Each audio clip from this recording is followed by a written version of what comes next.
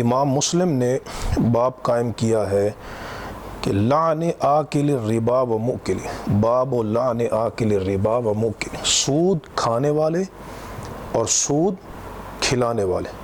آکل یہ باب جو ہے نا یہ لازم ہے، اور مؤکل یہ باب متعدی ہے، یعنی سود کھانے والا سود کھلانے والا دونوں لعنت کے مستحق ہیں۔ اس پر دلیل کیا ہے؟ حضرت عبداللہ رضی اللہ تعالی عنہ سے مروی ہے، اور میں نے آپ کو پہلے یہ بیان کیا تھا کہ جب حدیث کے باب میں مطلق عبداللہ آئے تو اس سے مراد حضرت عبداللہ بن مسعود رضی اللہ تعالی عنہ ہے۔ آپ سے مروی ہے کہ لعن رسول اللہ صلی اللہ تعالی علیہ وسلم آکل الربا و مؤکلہ، رسول اللہ صلی اللہ تعالی علیہ وسلم نے لعنت کی ہے سود کھانے والے اور سود کے کھلانے والے۔ قال فرماتے ہیں قلت وکاتبہ وشاہدہ، کہ کیا حضور نے سود لکھنے والے اور سود کے گواہوں پہ بھی لعنت کی ہے؟ قال، تو آپ نے فرمایا انما نحدث بما سمعنا، ہم صرف وہی حدیث بیان کرتے ہیں جو ہم نے سنی۔ غالباً حضرت عبداللہ بن مسعود رضی اللہ تعالیٰ عنہ انہوں نے حدیث کا صرف اتنا حصہ سنا اور اس کو بیان کر دیا، وگرنہ دوسری حدیث میں یہ لفظ موجود ہیں کاتبہ و شاہد۔ چنانچہ حضرت جابر رضی اللہ تعالیٰ عنہ کی جو روایت ہے اس میں یہ لفظ ہیں کہ لعن رسول اللہ صلی اللہ تعالیٰ علیہ وسلم آکل الربا و مؤکلہ و کاتبہ و شاہد وقال ہم سوا، فرمایا کہ رسول اللہ صلی اللہ تعالیٰ علیہ وسلم نے سود کھانے والے، سود کے کھلانے والے، سود کے لکھنے والے اور سود کے گواہوں کے اوپر حضور نبی کریم علیہ السلام نے لعنت کی ہے، اور آپ نے فرمایا ہے کہ یہ سب سود کے گناہ میں برابر کے شریک ہیں، یہ سب سود کے گناہ میں برابر کے شریک ہیں۔ تو یہ بات یاد رکھیں کہ اصول حدیث کا یہ قاعدہ ہے کہ ثقہ راوی کی زیادتی مقبول ہے۔ چنانچہ حضرت عبداللہ بن مسعود رضی اللہ تعالیٰ عنہ کی حدیث میں یہ الفاظ نہیں تھے، لیکن حضرت جابر رضی اللہ تعالیٰ عنہ کی حدیث میں یہ الفاظ آ گئے، تو ثقہ کی جو راوی ہے، اور وہ ثقہ راوی ہیں حضرت جابر رضی اللہ تعالیٰ عنہ صحابی ہیں، تو ان کی جو زیادتی ہے وہ مقبول ہے۔ حضرت عبداللہ بن مسعود نے اپنی سماعت کی نفی کی ہے، یہ نہیں کہا کہ حضور نے نہیں فرمایا، بلکہ فرمایا کہ انما نحدث بما سمعنا، ہم صرف وہی بیان کریں گے جو ہم نے سنا ہے۔ انہوں نے جہاں تک سنا اس کو بیان کر دیا، اور حضرت جابر رضی اللہ تعالی عنہ نے جو سنا انہوں نے اس کو بیان کر دیا۔ لعنت کا مطلب ہے کہ کسی کے لیے اللہ کی رحمت سے دوری کی دعا کرنا، کہ وہ اللہ کی رحمت سے دور ہو جائے، محروم ہو جائے۔ سمجھ آ رہی ہے نا؟ یہ لعنت کا مطلب ہے۔ لعنت جو ہے شخص معین پر اس صورت میں کی جا سکتی ہے جب کہ وہ کافر ہو یا اس کا کفر پر خاتمہ متحقق ہو، جیسے ابو جہل ہے، ابو لہب ہے، ٹھیک ہے نا، شیطان ہے، تو ان تمام پہ لعنت کی جا سکتی ہے، شخصی لعنت جو ہے۔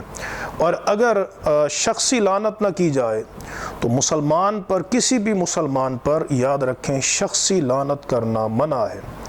شخصی لعنت کرنا اگرچہ وہ کبیرہ گناہ کا مرتکب ہو، جیسے ایک آدمی کے متعلق منقول ہے، صحیح بخاری کے اندر موجود ہے کہ انہوں نے شراب پی، ان کو کوڑے لگائے گئے تو ان پر لعنت کی گئی، اس پر لعنت کی گئی، عبداللہ غالباً ان کا نام تھا، ان پر لعنت کی گئی کہ اس کو جو ہے وہ کتنی بار شراب پہ کوڑے لگے ہیں، تو نبی کریم علیہ السلام نے ارشاد فرمایا لا تلعنوہ، فرمایا اس پر لعنت نہ کرو، فَإِنَّهُ يُحِبُّ اللَّهَ وَرَسُولَهُ، کہ وہ اللہ اور اس کے رسول کے ساتھ محبت کرتا۔ تو مسلمان پر شخصی لعنت جو ہے وہ نہیں کی جا سکتی، البتہ یہ ہے کہ ہم وصف کا ذکر کر کے، جیسے حضور نے یہاں پہ تعین نہیں کیا بلکہ آکل الربا ومؤکلہ وکاتبہ وشاہدہ، اور وہاں جو اس آدمی نے شراب پی اس پر شخصی لعنت سے حضور نے منع کیا، لیکن سنن النسائی کی حدیث ہے کہ نبی کریم علیہ السلام نے شراب کے متعلق 10 چیزوں پر لعنت کی ہے۔ شراب پر لعنت کی ہے،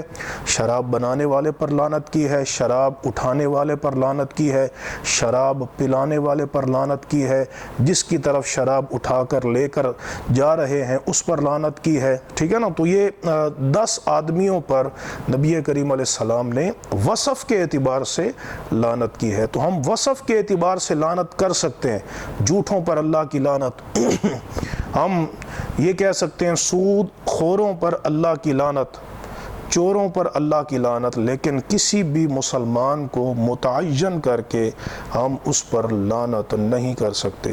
ہمارے معاشرے میں جہاں بہت ساری اخلاقی برائیاں ہیں، ان میں سے ایک برائی یہ بھی ہے کہ ہم مسلمان پر شخصی لعنت کرتے ہیں۔ وہ بلکہ پنجابی میں کہتے ہیں لکھ دی لعنت، اور سمجھ آ رہی ہے نا۔ اگر وہ بندہ لعنت کا مستحق نہ ہوا تو وہ لعنت اس کرنے والے پہ پلٹ آتی ہے، اس لعنت اس کرنے والے پر۔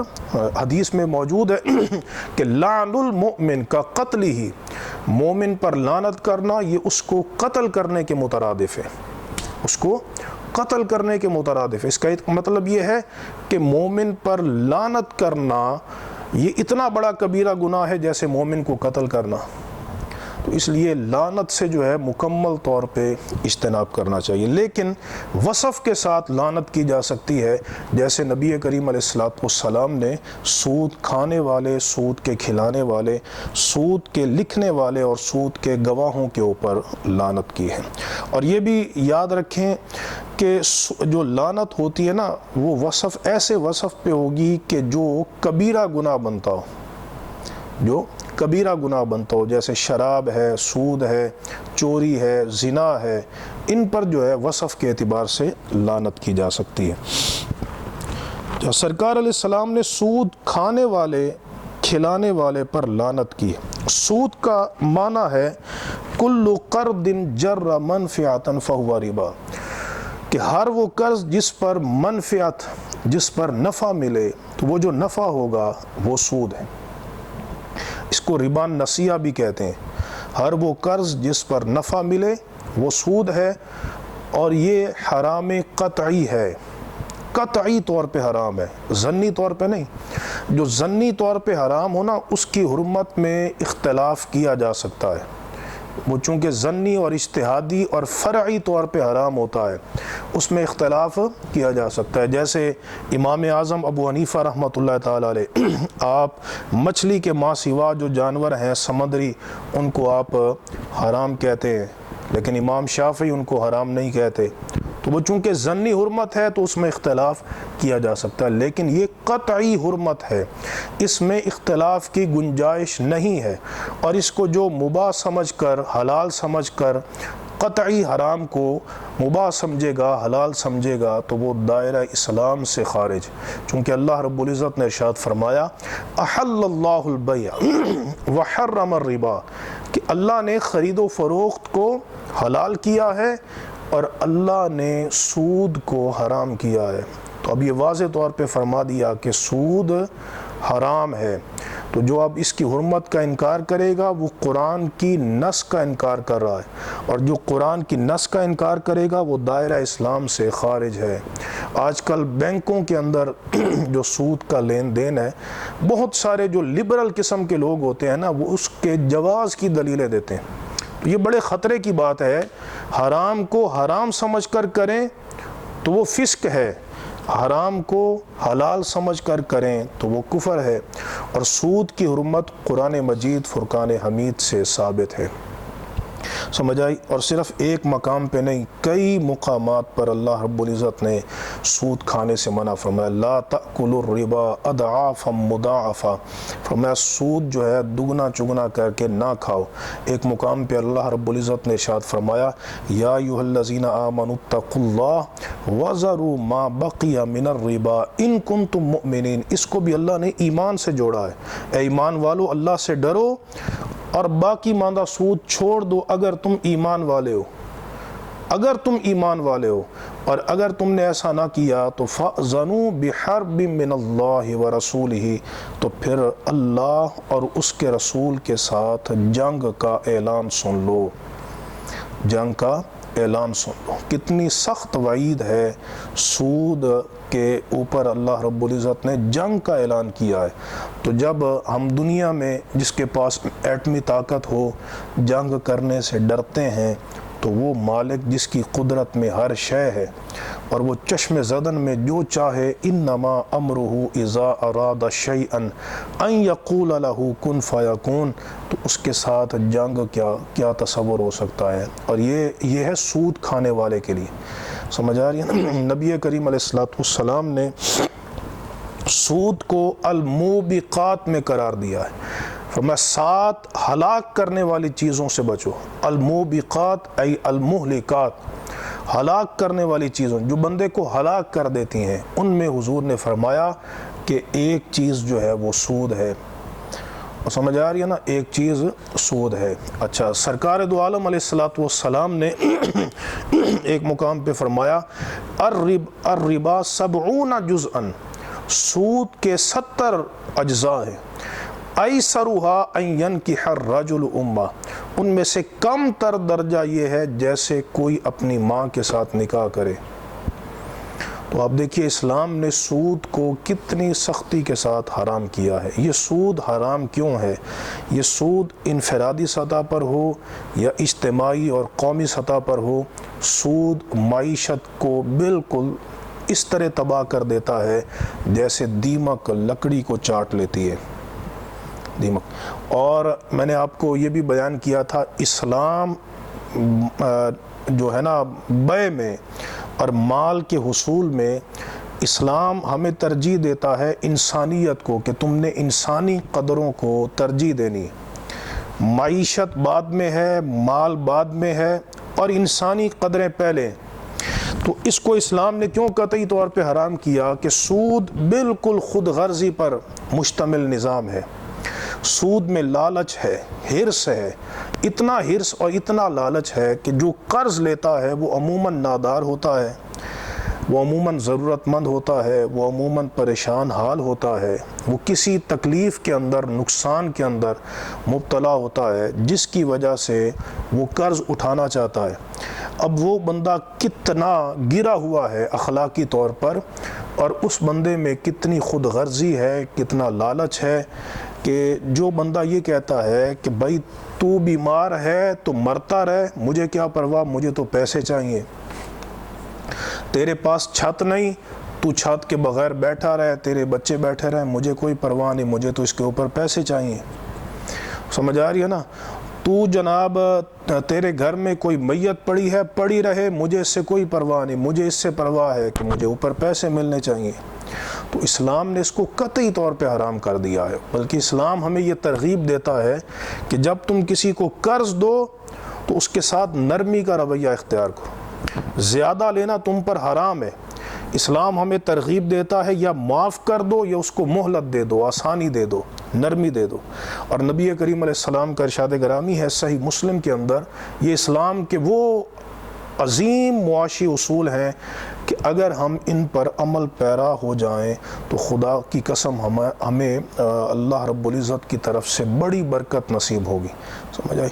تو ہمیں کیا حکم دیا؟ فرمایا من انظر معسرا او ودع عنہ اظلہ اللہ فی ظلہ، کہ جو بندہ کسی تنگ دست کو مہلت دیتا ہے، آسانی دیتا ہے، یا اس سے قرض کو معاف کر دیتا ہے، قیامت کے دن اللہ تبارک و تعالیٰ اس بندے کو اپنے عرش کے سائے میں جگہ عطا کرے گا۔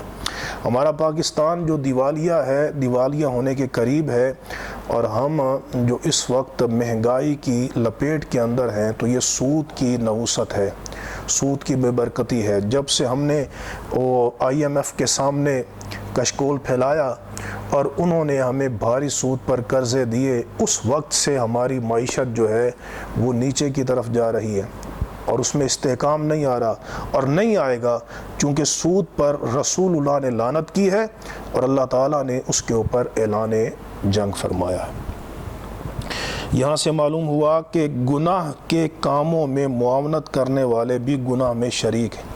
یہ صرف سود کے متعلق نہیں، ہر کام میں وَلَا تَعَاوَنُوا عَلَى الْإِثْمِ وَالْعُدْوَانِ، فرمایا کہ تم گناہ اور سرکشی کے کاموں میں ایک دوسرے کی مدد نہ. تو جو لکھنے والے ہیں اور گواہ ہیں وہ چونکہ ان کے سود کھانے اور کھلانے والے کے گناہ میں معاونت کر رہے ہیں، خواہ وہ بینکوں میں کمپیوٹر کے ذریعے کریں یا کسی بھی ذریعے سے وہ ایسی نوکری کریں، تو وہ تمام کے تمام اس لعنت کے مستحق بنیں گے. ربی بما انعمت علی فلن اکون ظہیرا للمجرمین. حضرت موسیٰ علیہ السلام نے یہ عرض کی، اے میرے پروردگار چونکہ تو نے مجھ پر احسان کیا ہے تو فلن اکون ظہیرا للمجرمین، تو میں مجرمین کا مددگار نہیں بنوں گا. تو سود کھانے والا کھلانے والا مجرم ہے، جو اس کو لکھے گا وہ اس جرم پہ معاونت کر رہا ہے، جو اس پر گواہ بنے گا وہ اس گناہ پر معاونت کر رہا ہے. اس لیے فرمایا ہم سواء، کہ وہ سب کے سب وہ گناہ میں برابر کے شریک. بلکہ جو کاتب اور گواہ ہے نا وہ زیادہ خسارے میں ہے، وہ زیادہ خسارے میں. کھانے اور کھلانے والے نے تو آپس میں نفع لے لیا، ظاہری طور پر ایک منفعت مل گئی، سمجھ آ رہی ہے نا. لیکن لکھنے والے اور گواہ وہ فضول کہ انہوں نے اپنے سر پہ اتنا بڑا گناہ چلا. نہ وہ کھانے والے نہ کھلانے والے، کھانے کھلانے والے وہ ہیں لیکن انہوں نے فضول میں اپنے سر پہ اتنا بڑا گناہ چڑھایا.